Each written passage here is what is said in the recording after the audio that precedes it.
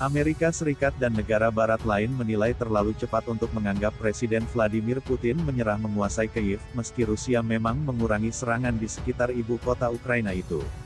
Negara-negara tersebut mengakui Rusia memang menarik sebagian besar pasukannya dari kawasan pusat Ukraina dan sedang berkonsentrasi di wilayah timur, seperti Mariupol. Namun, Sekretaris Jenderal Pakta Pertahanan Atlantik Utara, NATO, Jens Stoltenberg, menduga Rusia hanya sedang mengatur ulang strategi perangnya di Ukraina. Mereka akan dipersenjatai kembali karena mereka telah menggunakan banyak amunisi, dan mereka akan disuplai dengan bahan bakar dan semua hal yang mereka butuhkan, makanan dan sebagainya, untuk meluncurkan serangan besar baru. Menurut salah satu pejabat negara barat, AS dan sekutunya tengah mempersiapkan kemungkinan Putin mencoba menginvasi kembali wilayah Kyiv usai menyelesaikan tujuannya di Donetsk dan Luhansk. Seperti dilansir CNN, asumsi itu muncul lantaran pasukan Rusia masih punya cukup tenaga dan peralatan yang tersisa untuk kembali menggempur ibu kota Ukraina itu.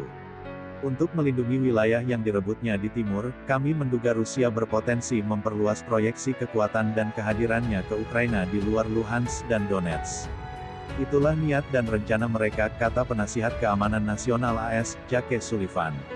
AS memprediksi Rusia akan terus meluncurkan serangan udara dan rudal di seluruh Ukraina, termasuk di kota Kyiv, Odessa, Kharkiv, dan Lviv.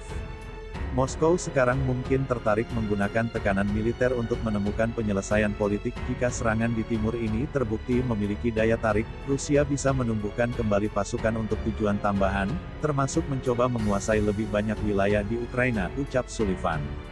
Ia kemudian menegaskan, tujuan Rusia pada akhirnya adalah untuk melemahkan Ukraina sebanyak mungkin. Penilaian intelijen AS memang menunjukkan serangan Rusia di kawasan lain Ukraina kemungkinan sangat terbatas karena kerugian besar selama 6 pekan terakhir. Namun, tentara Rusia diduga memasok logistik mereka bergerak ke timur.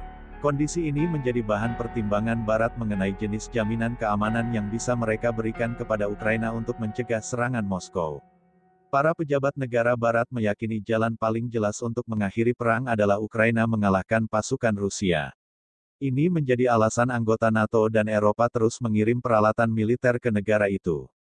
Hanya ada satu jalan keluar dari perang, dan itu adalah Ukraina menang, kata salah satu pejabat Eropa.